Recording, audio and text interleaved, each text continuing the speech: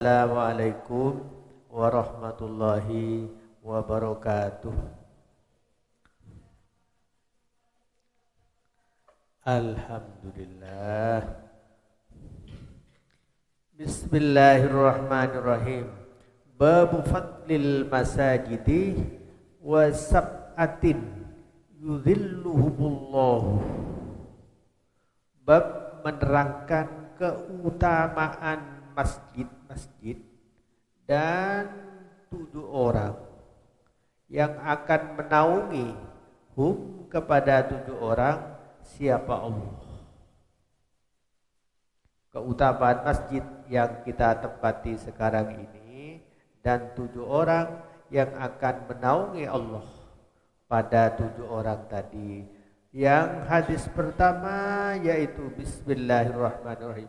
An Abi Hurairah radhiyallahu anhu anin Nabi sallallahu alaihi wasallam qala, bersabda siapa Rasulullah, sab'atun, adapun 7 orang, minan nasi, dari manusia. Jadi 7 orang ini dari golongan manusia, bukan malaikat, bukan hewan, tapi manusia. 7 orang termasuk kita ini, 7 orang golongan dari kita, yudhillu, yang akan menaungi kepada 7 orang, Allahu, siapa Allah, fi dhilalihi, di dalam naungannya Allah. Keterangan nomor 2 di bawah dhilli arsyihi, naungan arasnya Allah. Naungannya Allah artinya naungan arasnya Allah. Yaumah, pada hari, la dhillah, tidak ada naungan, illa dhilluhu, kecuali naungannya Allah. Jadi pada hari kiamat itu tidak ada naungan, tidak ada pohon, tidak ada atap, tidak ada payung, panas terik sekali. Diterangkan di hadis yang lain, sampai manusia berkeringat. Nanti kita semua akan mengalami itu, sangat panas sekali, sampai semua manusia berkeringat. Disitulah Allah akan menaungi 7 orang itu. Siapa 7 orang itu? Yang pertama adalah ini al-imam. Al-imam. Yang pertama al-imam. Al-imam, satu adalah pemimpin, al-adilu, yang adil. Al-imam, pemimpin, al-adilu, yang adil. Siapa? Diterangkan di keterangan bawah nomor 3, at-tabi'uh, yang ikut li awamirillahi, kepada perintah-perintahnya Allah. Pemimpin yang adil, yang ikut perintah-perintahnya Allah. Jadi anakku sekalian, ini menjadi dorongan bagi kalian semua, terutama putra maupun putri, untuk nanti ketika selesai dari mondok harus mengejar upaya untuk menjadi pemimpin. Siapa pemimpin? Kalau di tingkat desa ya kepala desa. Jadi ini harus mencalonkan kepala desa kalian nanti. Dari siapa? Dari Allah. Dari Rasulullah tadi mensabdakan kalian harus menjadi kepala desa. Kalau kepala desa terlalu rendah, kalian mampu calon di atasnya kepala desa, yaitu apa di atasnya kepala desa? Bapak camat, harus kejar itu. Bapak camat. Di atasnya Bapak camat, bupati, harus jadi bupati. Bercita-cita, itu tugas agama kalian, menjadi bupati.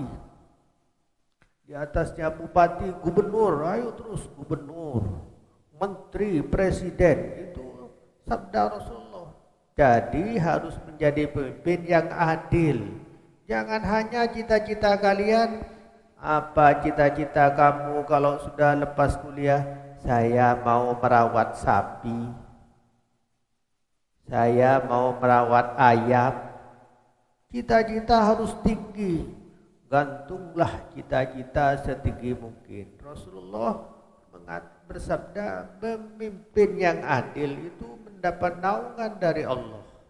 Yang kedua adalah syabun, pemuda. Alhamdulillah ini pemuda. Syabun, pemuda. Nasya'ah, yang semangat. Siapa pemuda? Fi ibadati rabbihi, di dalam beribadah kepada Tuhannya pemuda. Alhamdulillah yang ada di depan saya ini pemuda semua. Pemuda laki-laki, pemuda perempuan. Semangat dalam beribadah. Karena biasanya yang semangat ibadah itu orang tua-tua. Sudah tua-tua, kakek-kakek, nenek-nenek baru ibadah. Kalau masa muda, kemana? Ke pasar, ke mall, ke pantai, kebun binatang, tempat-tempat dugem, orkes, dangdut. Maklum masih muda, tapi ini anak muda sudah rajin mondok. Bulan puasa yang lain tidur, anak muda mengaji di pondok. Itu insya Allah anak muda yang semangat dalam beribadah kepada Allah. Karena kalau masih muda, semangat itu akan perhatian khusus. Kalau sudah tua seperti saya ini, ya tidak muda lagi, sudah wajar. Masa sudah tua masih main nonton orkes, lihat dangdut, dugem. Kalau pemuda seperti kalian dapat ibadah semangat itu bagus. Baik, yang selanjutnya nomor berapa sudah ini? Nomor 3. Nomor 3 adalah rajulun qalbuhu mughallakun fil masajid. Pemuda hatinya, adapun hatinya pemuda mu'allakun, digantungkan fil masajid, di masjid-masjid. Hatinya selalu berhubungan dengan masjid-masjid. Artinya apa? Kalau sholat usahakan di masjid, bukan di musola. Tapi Rasulullah tadi mengatakan masjid. Diterangkan di bawah, coba dilihat, yantadiru au qatas sholawati fala yusilu sholatan fil masjid wa yakhruju minhu illa yantadiru ukhra yusalliha fiha. Dia menunggu waktu-waktu sholat, begitu adzan langsung ke masjid. Itu sabda Rasulullah. Masjid bukan musola, bukan langgar, bukan kamar, bukan dapur, bukan rumah, tapi masjid. Hatinya selalu berhubungan dengan masjid. Kalau jalan ketika di sepeda motor ke Surabaya, begitu mendengar adzan langsung adzan, langsung cari masjid. Begitu.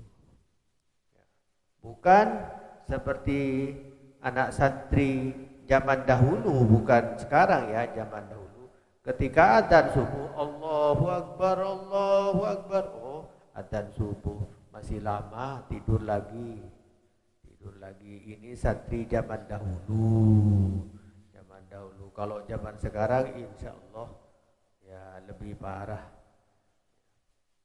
Kalau adzan subuh langsung tidur.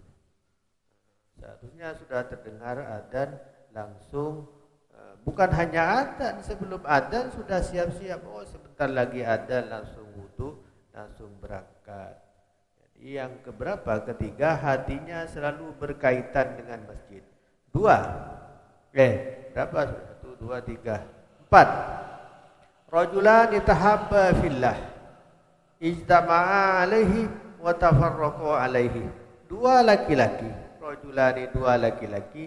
Tahaba yang saling cinta, rajulani. Siapa rajulani? Fillahi, karena Allah. Saling cinta karena Allah. Apa yang dimaksud laki-laki saling cinta karena Allah?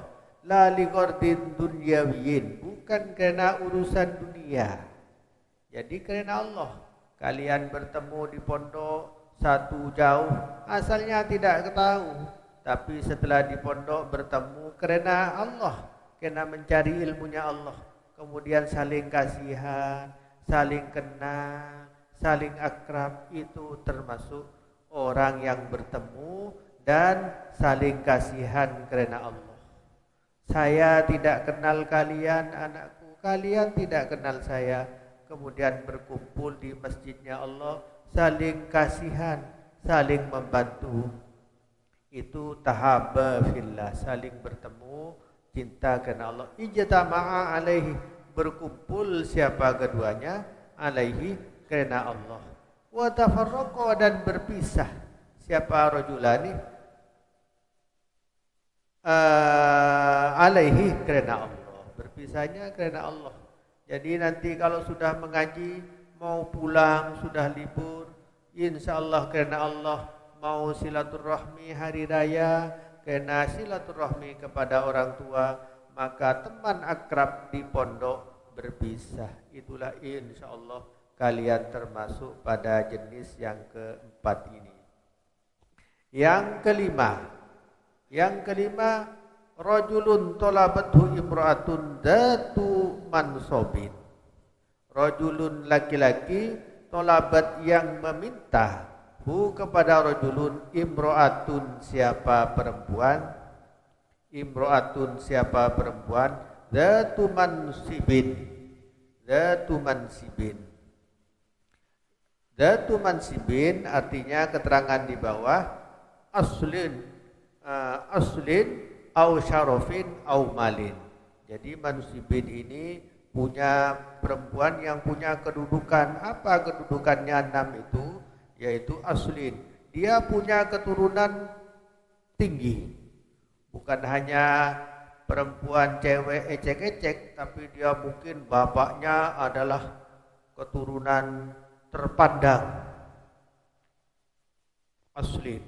Au syarofin, atau punya kemuliaan, perempuan yang punya kemuliaan. Au malin, atau punya harta, orang kaya, terkenal. Kemudian perempuan tadi mengajak laki-laki tadi. Perempuan mengajak laki-laki. Ditambah lagi Rasulullah mengatakan jamalin, punya kecantikan. Nomor 7, keterangan husnin lizina. Dia punya kecantikan lizina, untuk berhubungan zina dengan laki-laki tadi.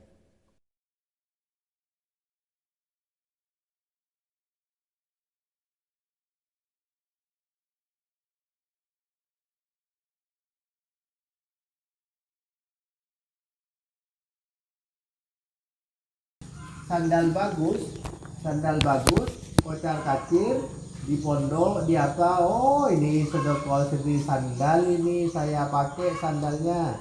Itu santri dulu. Kalau santri sekarang insya Allah lebih parah. Ya, jadi sedekah itu yang bagus adalah sedekah sirri. Yang terakhir adalah mana tadi? Nah, yang terakhir warajulun. Nah, ini jadi dorongan pada kalian anakku, kepada semua laki-laki putri. Yang terakhir adalah rajulun, laki-laki, zakaroh, yang menyebut, berzikir siapa rajul, Allah, kepada Allah. Nomor 8 keterangannya, bilisani, dengan lisan, wa biqalbihi, atau dengan hatinya. Jadi berzikir, menyebut kepada Allah dengan lisannya kepada Allah. Kholian, di masa sepi. Sepi dari apa? Minal khalqi, dari makhluk. Jadi berzikir dan bersolat di masa sepi dari orang. Di saat orang tidur, sepi, tidak ada orang yang lain tidur. Kira-kira ba'da duhur apa ba'da asar itu ya?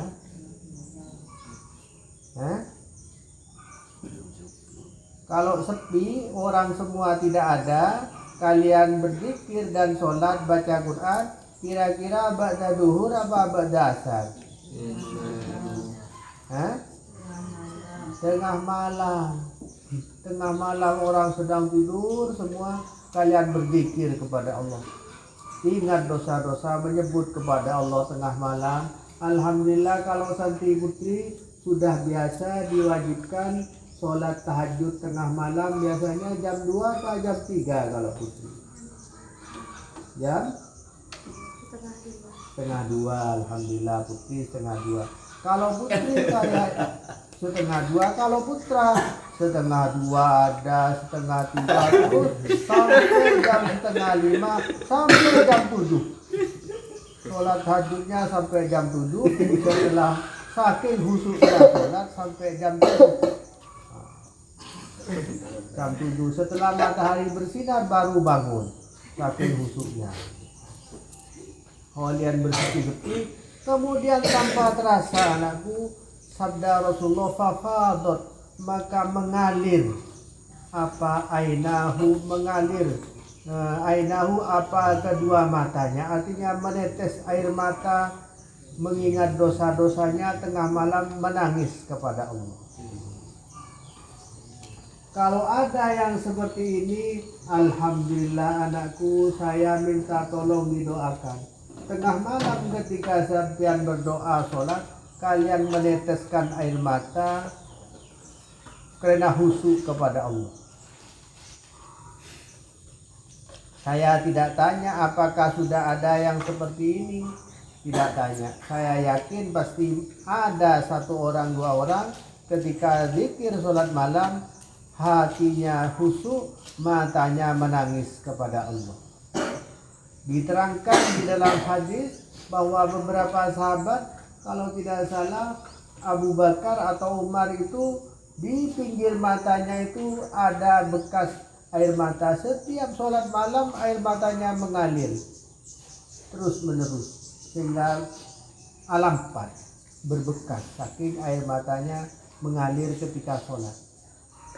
Itu berbeda dengan anak santri. Kalau anak santri air matanya mengalir, bukan air mata tapi dari mulut sampai alampat. Jadi air mengalir tapi dari mulut sampai alampat. Jangan dicium, bau.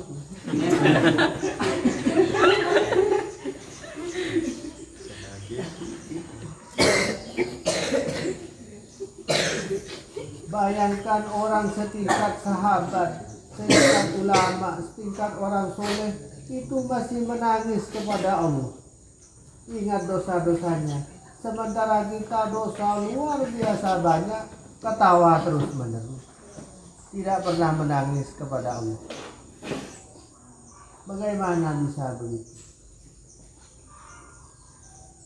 Dan sama dengan sedekah tadi anakku, kesalehan menangis kepada Allah jangan dipertontonkan kepada orang lain, termasuk wirid. Saya membaca di beberapa kitab, sebagian ulama ketika sholat dia menangis. Ketika sholat Allahu Akbar, menangis dia, menangis. Bismillahirrahmanirrahim, menangis sampai suaranya terputus-putus, tidak bisa meneruskan saking menangisnya khusyuk kepada Allah. Ketika selesai salat, assalamualaikum, assalamualaikum, dia sembunyikan tangisnya itu kepada makmum. Dia bilang begini, saya kena pilek, mohon maaf para makmum. Dia sembunyikan tangisannya itu dengan pilek, dengan flu. Beda dengan kita, beda. Kalau kita bersolat biasa tidak menangis, mengantuk. Tapi kalau wirid tadi, jemaah banyak, acara tahlil, acara istighosa, saking khusyuknya karena dilihat orang banyak di shopping.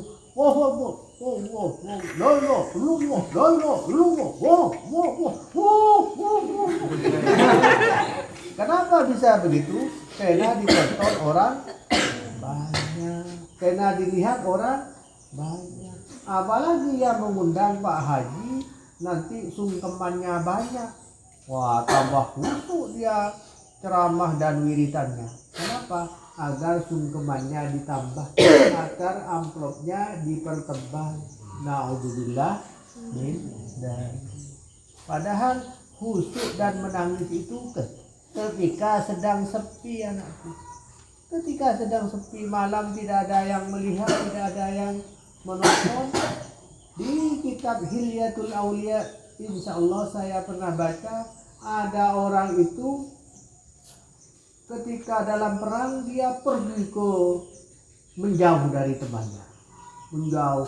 Ada penasaran temannya, lihat ini kemana kok keluar jauh. Ternyata dia masuk ke dalam hutan, kemudian dia sholat di dalam hutan itu karena takut didengar oleh teman-temannya, takut tidak khusyuk kepada Allah. Justru dia mencari tempat yang sepi untuk berwirid kepada Allah, kemudian menangis di dalam sholatnya kepada Allah.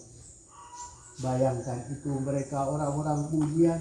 Kalau kita tidak mau wiridan, tidak mau baca Quran kecuali didengar satu kampung. Kalau speakernya tidak menyala, speaker musola atau masjid tidak menyala, kok tidak tadarusan, kok tidak baca Quran, speakernya mati. Kok tidak dilanjut yang tadarusan, lampu padam. Jadi kita mengaji Quran kalau lampu hidup, speaker menyala, didengar satu kampung. Kalau tidak ada yang mendengar, kita tidak mengaji Al-Quran. Itu bedanya. Padahal mengaji Al-Quran, berwirid, bersolat itu yang bagus di tempat yang sepi, tapi khusus untuk solat sunnah. Untuk solat berjemaah yang bagus, semakin banyak orang. Tidak bisa sendiri-sendiri sholat berjemaah, ya harus di masjid, harus orang banyak. Yang sholat sendiri-sendiri yang sepi-sepi itu sholat sunnah, sholat tahajud. Begitu. Lanjut ya, ini satu sudah agak lagi. Fafadat ainahu, maka mengalir apa ainahu dua matanya siapa rojul. Baik, sebagai terakhir, bentar saya lihat tadi mulai jam 7, sudah setengah jam tidak terasa, sekarang sudah jam 7:30. Satu hadis lagi. Yang berikutnya, bab idza hadra at-ta'am, bab menerangkan apabila hadir apa at-ta'amu makanan. An Hisham bin Urwah qala sami'tu Aisyata radhiyallahu anha an Nabi sallallahu alaihi wasallam annahu qala idza wudi'a al-asya'u, apabila telah diletakkan al-asya'u, bukan isya tapi asya. Asya itu adalah keterangan di bawah nomor 1, asya'u muridus sholati. Asya itu artinya makan malam.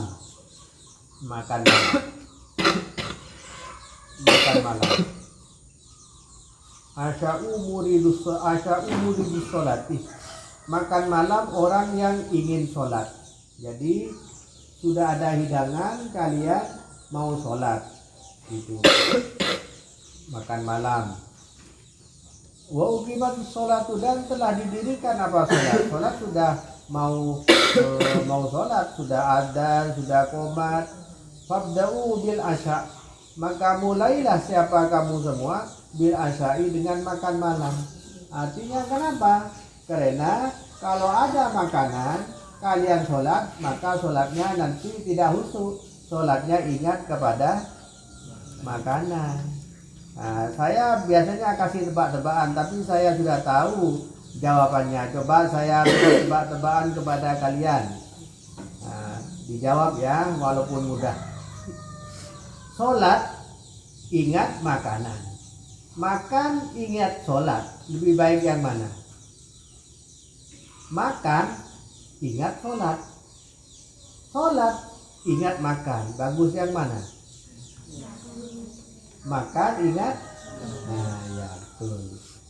Lebih baik makan ingat sholat daripada sholat ingat makan. Maka ketika ada makanan tadi, sebaiknya makan dulu, jangan sholat. Artinya kalau diperluas, apapun saja yang mengganggu kehusuan sholat sebaiknya jangan dilakukan di dalam apa saja selain makanan yang mengganggu kehusuan sholat. Ayo, apa saja yang mengganggu kehusuan sholat selain makanan?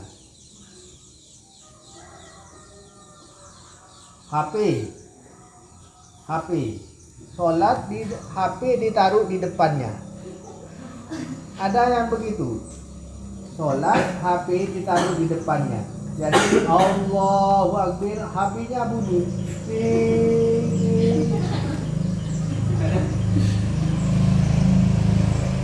Sholatnya jadi cepat karena ada panggilan. Tidak khusyuk. Saya pernah ingat cerita ini sungguh apa tidak dari orang tetangga tua. Ada makanan, santri beli makanan di warung, kemudian karena takut diambil temannya, makanannya ditaruh di depannya. Dia sholat. Allahu Akbar, terus sholat. Ketika sampai kepada sujud dan at-tahiyat itu terus ada kucing datang. Nasinya mau dimakan kucing. Wah, jadi kira-kira ingat kepada Allah, ingat kepada malaikat. Hah? Ingat kepada nasi. Maka orang tadi pintar. Cara mengusir kucing tadi gimana? Dia membaca baca apa? At-tahiyat tapi dikerasat.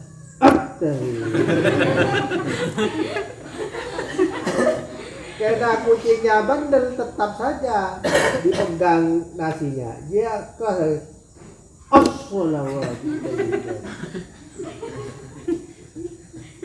Itu cerita dari tetangga, saya tidak tahu persisnya. Itu santri zaman dahulu. Kalau sekarang insya Allah ya langsung batal sholatnya, kucingnya langsung dijewel. Nah itu ya, jadi apapun saja yang mengganggu kehusuan sholat itu disingkirkan. HP, makanan, apalagi di kitab saya Daf'ul Khubusain. Di kitab ada perkataan makruh sholat Daf'ul Khubusain. Apa Daf'ul Khubusain? Menahan hadas dua. Apa hadas dua? Dia sholat perutnya sedang ingin BAB. Perutnya sedang ingin BAB atau sedang ingin kencing. Maka ketika Allahu Akbar perutnya sakit, kira-kira ingat malaikat Jibril apa malaikat Mikail? Ingat WC. Ingat WC. Sami Allahu liman hamidah. Baru setelah sami Allahu liman hamidah ingat kepada Allah apa malaikat Jibril? Tambah ingat WC karena sakit tambah sakit perutnya. Makanan, sakit perut, apapun saja itu dibuang untuk ketika sholat. Apalagi HP, makanan, menahan kencing, menahan berak, apalagi yang bisa mengganggu kehusuan sholat. Ini untuk santri putra putri. Kalau baju sudah kering, jemuran sudah kering, baju sudah kering, itu sebelum sholat bajunya harus diambil, sehingga ketika sholat gimana? Tenang, tidak lusut. Kalau tidak diambil, sudah kering, kemudian kamu sholat, Allahu Akbar, langsung hujan, beradab. Kira-kira ingat malaikat Jibril apa Mikail? Ingat baju aku. Basah baju saya. Sudah menjemur 2 hari. Nanti pakai apa ini untuk sekolah? Ya, tidak apa-apa, saya pinjam taplak meja. Itu santri dahulu. Zaman dahulu, kalau sekarang ya. Baik, satu hadis lagi.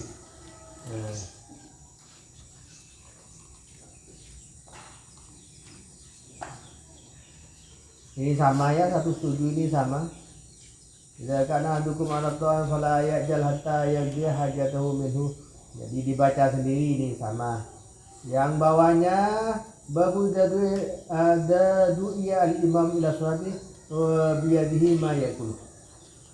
Bab menerangkan idza du'iya apabila dipanggil al-imam siapa imam ila sholati untuk sholat wa biyadihi dan adalah ada di tangannya imam apa perkara yakulu yang akan memakan siapa imam. An Ja'far bin Umar bin Umayyah an-Nabahu, sesungguhnya bapaknya Ja'far Qala berkata, Abahu bapaknya Umayyah. Qala berkata siapa Abahu? Itu melihat saya kepada Rasulullah sallallahu alaihi wasallam yaqulu, adalah memakan siapa Rasulullah ziroan kepada ziro. Ziroan kepada ziro. Ziro ini adalah apa ya? Lengannya kambing gitu ya. Jadi lengannya kambing, beliau sedang makan lengannya kambing. Yahtazzu minha fadu ila salat. Yahtazzu, terburu-buru siapa Nabi minha dari salat. Fadu maka dipanggil siapa Nabi ila salat kepada salat. Dipanggil adzan maksudnya. Faqoma maka berdiri Nabi padahal sedang makan enak. Fatorha maka melemparkan siapa Nabi as-sikina kepada apa sikina ini? Pisau. Maksudnya apa kok makan pakai pisau? Karena kalau makan daging itu kebiasaan orang Arab itu dia memegang pisau. Jadi daging di paha lengan kambing tadi diiris pakai pisau.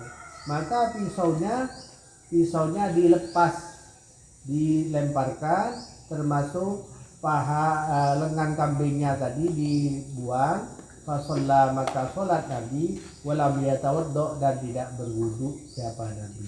Artinya tidak berwudu, tidak batal wudunya kalau hanya makan lengan tadi. Tidak diterangkan apa lengan kambing, apa lengan unta yang ada di daerah sana ya, unta atau kambing. Jadi beliau lemparkan. Jadi kalau sedang adzan anakku semua, makan apapun saja dibuang atau dilemparkan karena sudah waktunya adzan. Begitu saya kira masih ada 10 menit lagi. 10 menit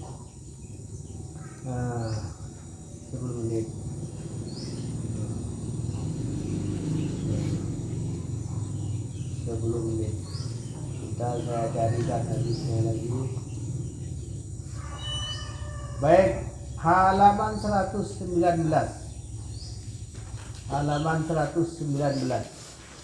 Agak panjang hadisnya. Hadis 119. Hadis 116. Tahfiful imam, meringankannya imam. An Abi Hurairah radhiyallahu anna Rasulullah sallallahu alaihi wasallam qala, "Idza shalla apabila salat adukum siapa salah satu kamu semua linasi kepada manusia." Nomor 1 keterangan imaman dalam keadaan jadi imam. Jadi kalau kamu menjadi imaman dalam keadaan kamu menjadi imam, falyuhaffif maka sebaiknya meringankan siapa ahad.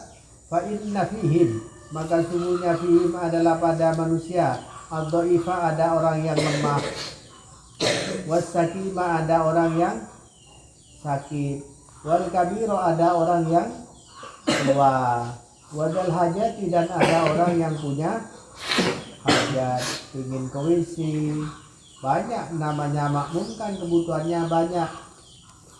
Wa idza shalla apabila salat ahadukum siapa salah satu kamu semua dirafsi dengan sendirinya ahad falyutawil maka sebaiknya memperlama siapa ahad kepada perkara yang ingin siapa ahad.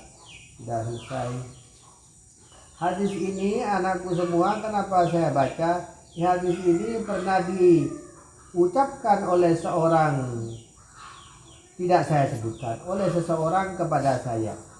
Kenapa dia mengucapkan saya seperti hadis ini?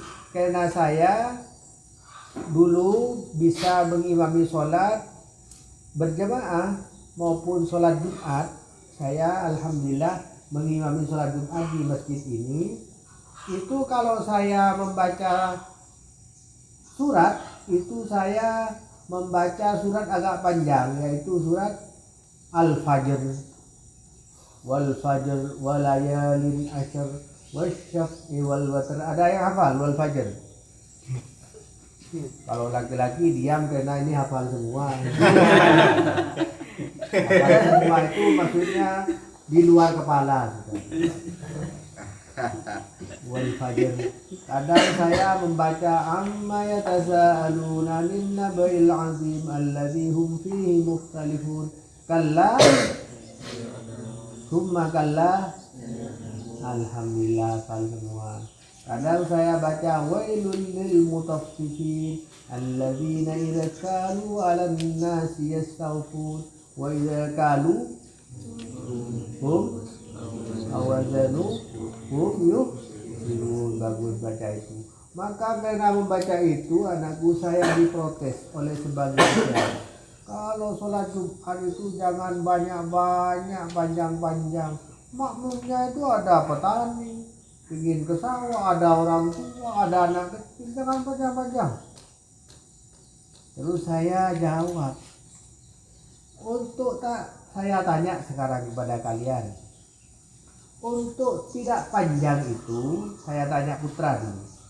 Imam yang tidak panjang itu ketika imami sholat, kira-kira 1 menit, apa 2 menit, apa 3, 4, 5? Jawab. Putra, imam yang tidak panjang imami sholat itu 2 menit, 3 menit, 4 menit, 5 menit, 6 menit. Berapa menit?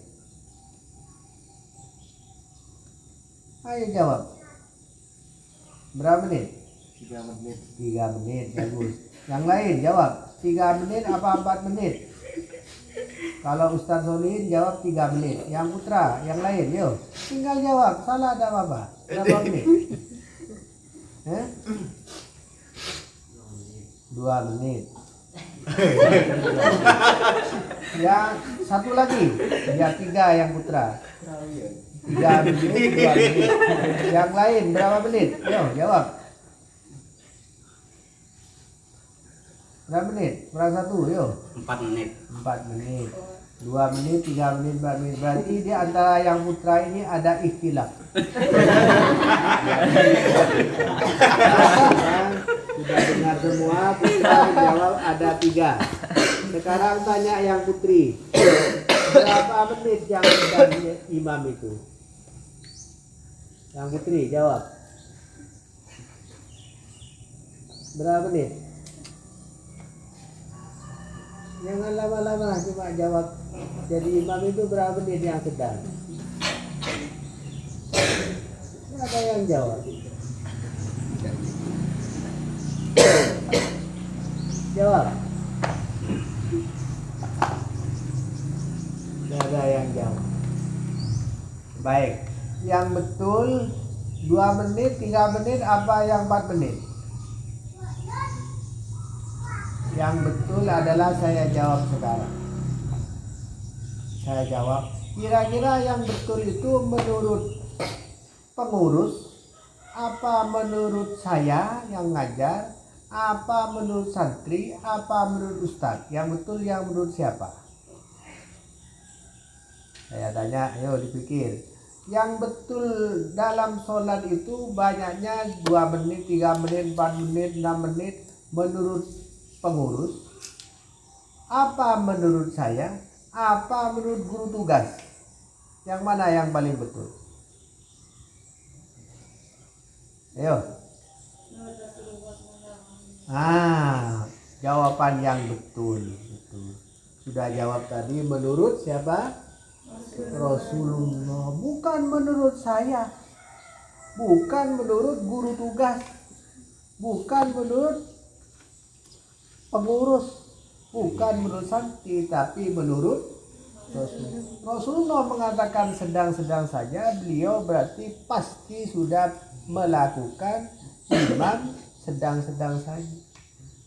Berarti menurut Rasulullah tinggal kita lihat Rasulullah ketika jadi imam kira-kira 2 menit apa 3 menit?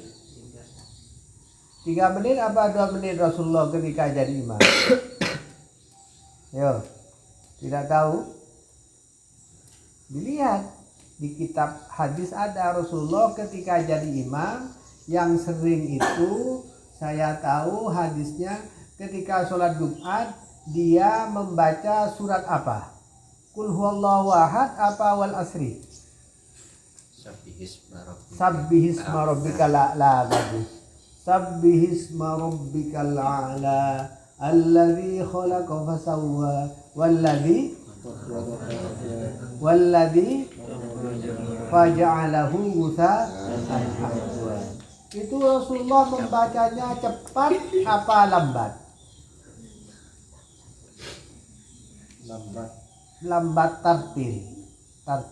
Bahkan di dalam hadis diterangkan beliau tidak langsung membaca ketika sampai ayat yang menerangkan siksa maka beliau berta'awud berhenti dulu.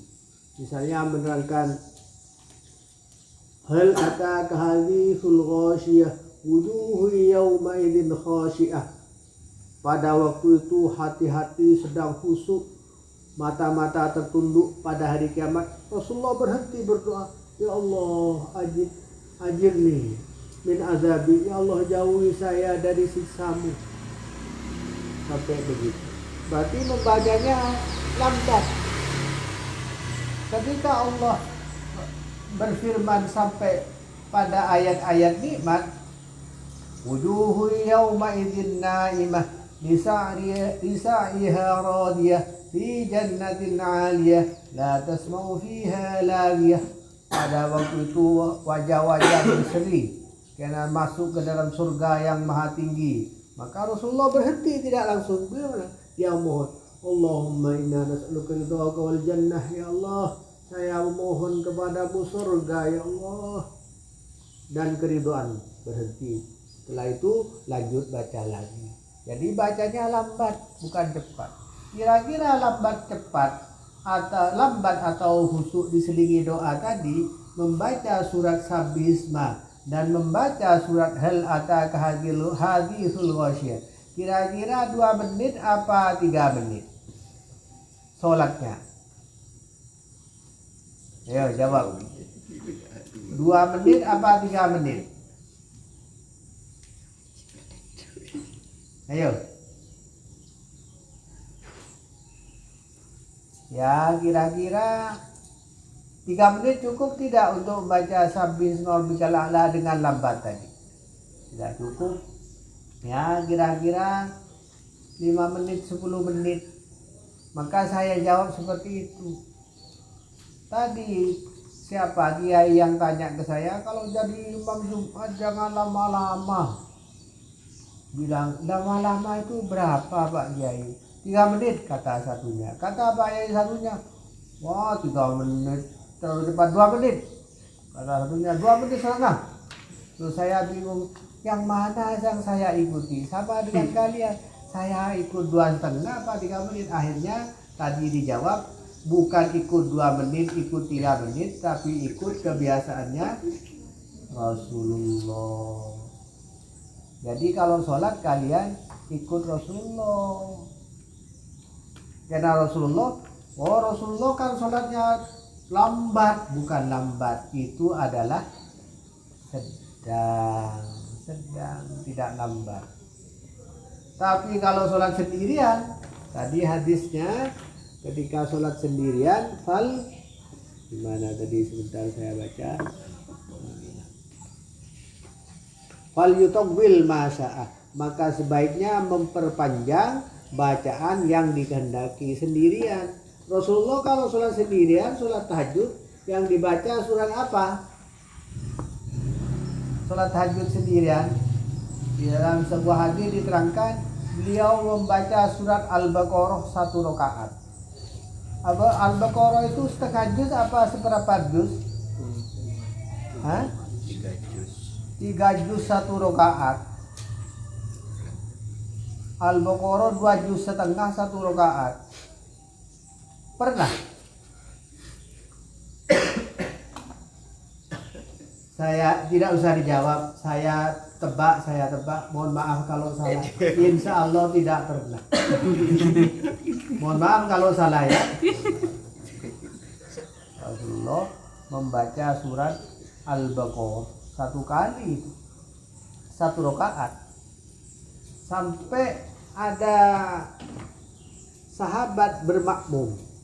Kalau tidak salah ada sahabat bermakmum dalam hadis itu, dia bermakmum sholat malam. Ketika sudah sampai surat Al-Baqarah, kata Anas itu, saya kira kalau sudah Al-Baqarah akhir itu Rasulullah pasti ruku, kata Anas. Ternyata setelah Al-Baqarah Rasulullah Bismillahirrahmanirrahim terus surat Al-Imran, belum ruku juga. Itu kata Anas. Saking lamanya sholat. Jadi sholat itu saya tahu di kitab Minahus Saliyah, sholat itu yang paling baik adalah yang paling lama sujudnya, apa paling lama rukuknya, apa paling lama duduknya. Jawab. Paling lama sujudnya. Yang paling lama sujudnya. Salah. Yang paling lama rukuknya apa paling lama duduknya? Ayo, yang ustaz-ustaz dijawab. Sholat itu yang paling bagus, yang paling lama rukuknya apa duduknya? Berdirinya. Paling lama bacaan Qurannya. Nah, Qurannya baik. Dalam hadis diterangkan sudah hampir benar. Afdhalus sholat tulu qiyamihi. Paling utamanya sholat adalah yang paling lama berdirinya. Bukan sujudnya, berdirinya. Berdiri tentu membaca Al-Quran tadi. Diterangkan sampai Rasulullah itu, kata istrinya Aisyah, sampai bengkak kakinya. Saking lamanya berdiri. Kalau bengkak kakinya itu kira-kira duduk apa sujud? Berdiri. Sampai bengkak kaki, saking lamanya berdiri. Saya dengar langsung ini dari, kalau tidak salah, bukan hadis, bukan kitab. Saya dengar dari almarhum guru saya, Kiai Haji Syarqawi. Ketika sholat di depan Ka'bah, beliau mengatakan kepada saya, di depan Ka'bah itu banyak burung. Pasti tidak tahu kira-kira burung apa? Perkutut apa burung dara? Burung dara. Di Ka'bah itu banyak burung dara. Bahasa Maduranya banyak ter.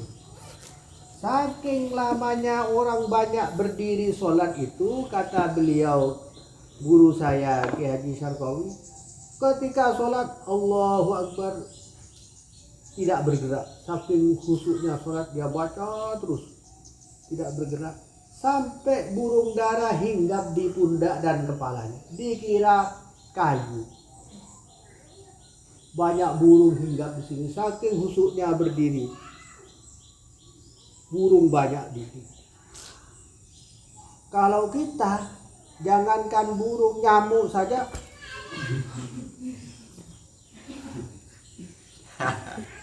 apalagi burung, nyamuk saja sudah bergerak-gerak. Kalau orang khusyuk, jangankan nyamuk tidak kerasa, burung saja masih tidak kerasa. Mungkin sebagian punya alasan, bagaimana tidak terasa, digigit nyamuk kan gatal semua. Membela seperti itu, digigit nyamuk pasti terasa karena gatal. Sekarang saya jawab, kalau asik nonton sepak bola atau film di televisi, terasa gatal setelah iklan apa ketika nonton televisi? Saya tanya. Setelah iklan. Ketika asik nonton sepak bola, gigitan nyamuk gatal apa perih? Hah? Tak terasa. Tidak terasa. Saking husuknya tidak terasa. Baru setelah gatal, setelah iklan banyak nyamuknya ya. Padahal nyamuk sudah ada dari tadi, baru terasa gatal semua. Padahal dari tadi sudah ada nyamuk. Saking husuknya melihat televisi. Para sahabat dan ulama dan kita juga harus begitu anakku. Jadi ketika sholat tidak terasa.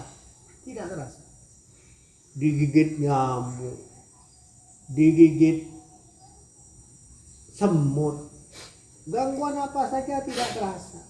Ada hujan turun tidak terdengar.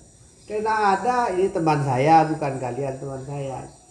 Itu kalau sholat temannya ngobrol di belakangnya dia sholat. Misalnya temannya ngobrol pentol itu di sana itu mahal ya, nggak enak mahal. Dia sholat tuh. Setelah selesai sholat, assalamualaikum, yang enak itu ada di dekatnya pasar. Ketika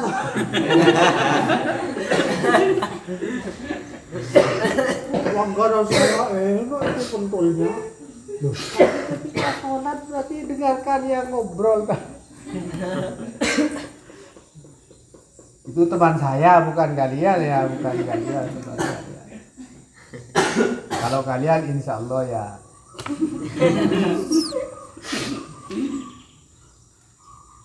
Nah begitu ya. Jadi saking khusyuknya sholat, bahkan baru saja insya Allah dapat setengah bulan saya baca cerita sahabat, bukan sahabat, tabiin itu, kalau sahabat ya, kalau tidak salah Sayyidina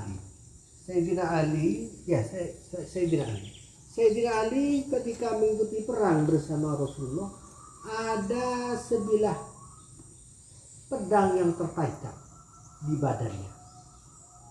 Karena pedang tertancap pasti rasanya sakit. Ketika mau dicabut oleh teman dan keluarganya, dia tidak kuat. Jangan sakit.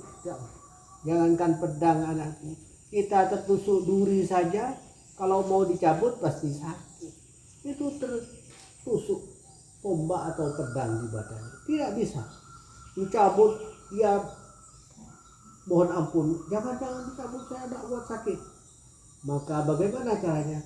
Kemudian Sayyidina Ali, tunggu ya, nanti dicabut ketika saya sedang sholat. Kemudian dia sholat, Allahu Akbar. Semua pikirannya hilang, fokus tertuju kepada Allah. Allahu Akbar. Ketika itulah dicabut, maka tidak terasa. Yang tadi sakit tak kuat, ketika dicabut, yang luka tadi tidak terasa. Setelah sholat, assalamualaikum, sudah bebas, tidak ada. Itu yang dilakukan oleh Sayyidina Ali. Sama dengan kalian tadi, digigit nyamuk tidak terasa. Baru setelah iklan, gatal semua, banyak nyamuknya, ini ambil obat nyamuk. Padahal nyamuknya sudah ada dari saking khusyuknya ya. Sama kalian dengan Sayyidina Ali. Nah, saya kira itu anakku, sudah jam 8, sudah 1 jam kita memetik hikmah pelajaran dari firman dan sabda Rasulullah dalam hadis Jawahirul Ma'ani. Mohon maaf tidak banyak, tadi sekitar berapa? 4 hadis, 3 hadis. Saya kira cukup. Terima kasih sudah mau mengaji bersama-sama. Saya akhiri. Sebelum saya akhiri, silakan boleh segera pergi dahulu yang putri, pergi dahulu yang putra. Yang putra tunggu setelah putri pergi. Saya akhiri, terima kasih sudah mengaji. Insyaallah untuk besok seperti biasa, kira-kira jam 6:30 apa jam 7 untuk besok? Yang enak jam 6:30 apa jam 7? Terutama yang jauh ini seperti Ustaz-ustaz ini kira-kira jam 7 apa jam 8, jam 9, jam 10, jam 11? Jam 7. Jam 7 ya. Bukan jam 10. Ya, jam 7 ya. Jadi besok jam 7 sudah mulai. Jadi datang ke sini ya jam 7 kurang. Jam 7 kurang. Saya mengajinya seperti tadi memakai bahasa Indonesia karena berusaha direkam dan berusaha ada beberapa alumni yang minta itu diupload sehingga kita semua mendapat manfaat lebih, tidak hanya di yang hadir di sini tapi yang tidak bisa hadir juga bisa memetik manfaat dari hadis Rasulullah ini. Begitu anakku semua, saya tutup, kita akhiri. Wassalamualaikum warahmatullahi wabarakatuh. Waalaikumsalam.